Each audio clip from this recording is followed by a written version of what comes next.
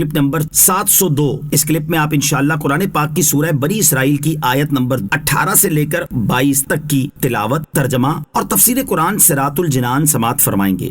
بسم اللہ الرحمن الرحیم۔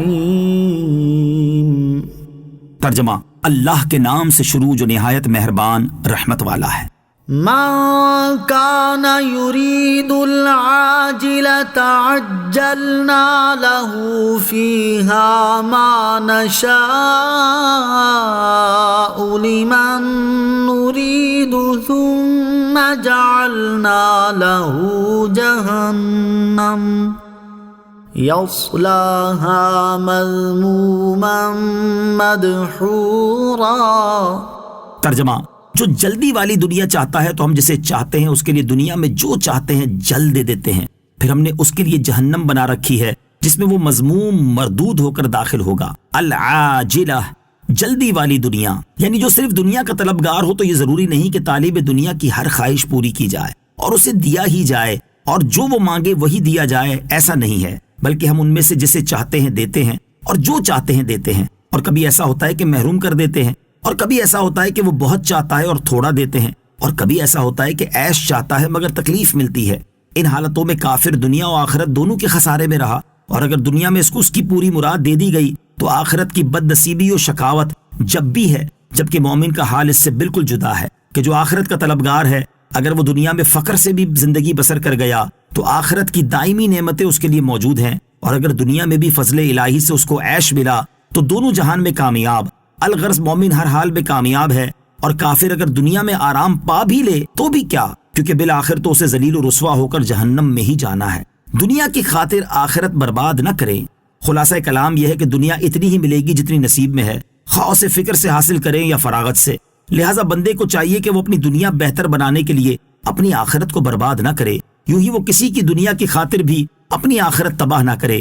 حضرت ابو امامہ رضی اللہ تعالی عنہ سے روایت ہے، رسول اللہ صلی اللہ تعالی علیہ وسلم نے ارشاد فرمایا، قیامت کے دن اللہ تعالیٰ کے نزدیک لوگوں میں بدترین درجے والا وہ بندہ ہے جو دوسروں کی دنیا کی خاطر اپنی آخرت برباد کر دے۔ یاد رہے کہ مومن کامل کا دل دنیا میں رہتا ہے، مگر دل میں دنیا نہیں رہتی، بلکہ دل میں صرف دین رہتا ہے، اور اگر دل میں دین کی بجائے دنیا آ جائے تو وہ ہلاک ہو جاتا ہے۔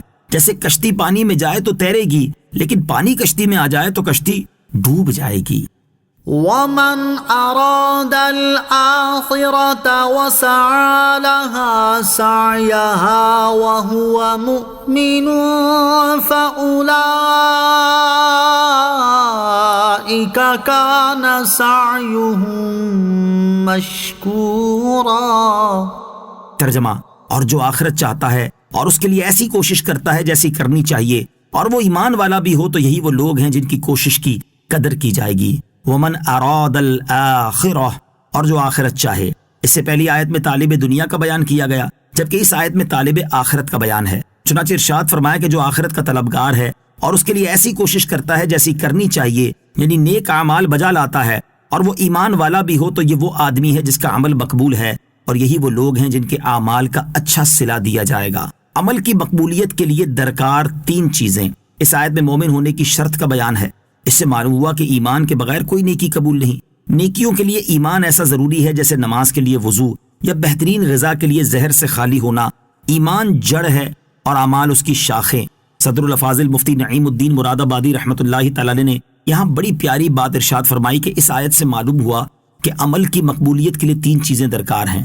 ایک تو طالب آخرت ہونا یعنی نیک نیت، دوسرے سعی یعنی عمل کو با اہتمام اس کے حقوق کے ساتھ ادا کرنا، تیسری ایمان جو سب سے زیادہ ضروری ہے۔ كُلًّا نُمِدُّ هَٰؤُلَاءِ وَهَٰؤُلَاءِ مِنْ عَطَاءِ رَبِّكَ وَمَا كَانَ عَطَاءُ رَبِّكَ مَحْظُورًا۔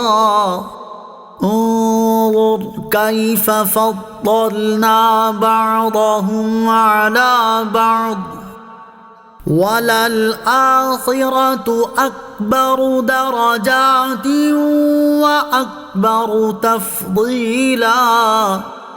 لا تجعل مع الله إلها آخر فتقعد مذموما مخذولا۔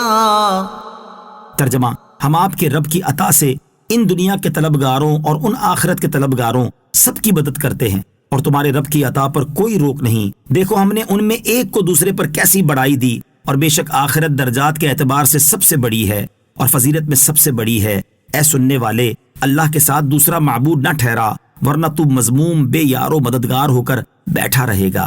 کلن نمد، ہم سب کی مدد کرتے ہیں۔ اس آیت میں ارشاد فرمایا کہ جو دنیا چاہتے ہیں اور جو طالب آخرت ہیں ہم سب کی مدد کرتے ہیں۔ چنانچہ دیکھ لیں کہ کفار اللہ عز و جل کے دشمن ہیں، لیکن وہ چونکہ دنیا کے طالب ہیں اور اس کے لیے کوشش کرتے ہیں تو اللہ تعالیٰ نے انہیں بھی عطا فرمایا ہے۔ بلکہ ہمارے زمانے میں تو دنیاوی ترقی میں وہ مسلمانوں سے بہت آگے ہیں، اور یوں ہی جو مسلمان محنت کرتا ہے وہ بھی اپنی محنت کا صلہ پاتا ہے۔ الغرض دنیا میں اللہ عز و جل سب کو عطا فرما رہا ہے، سب کو روزی مل رہی ہے، دنیا میں سب اس سے فیض اٹھاتے ہیں، نیک ہوں یا بد، البتہ انجام ہر ایک کا اس کے حسب حال ہوگا۔ اور اگلی آیت میں فرمایا کہ دیکھو ہم نے ان میں ایک کو دوسرے پر مال، عزت، شہرت، کمال میں بڑائی دی ہے، لیکن ان تمام چیزوں کے ساتھ یہ حقیقت ذہن نشین رکھنی چاہیے کہ درجات اور فضیلت کے اعتبار سے آخرت ہی سب سے بڑی چیز ہے۔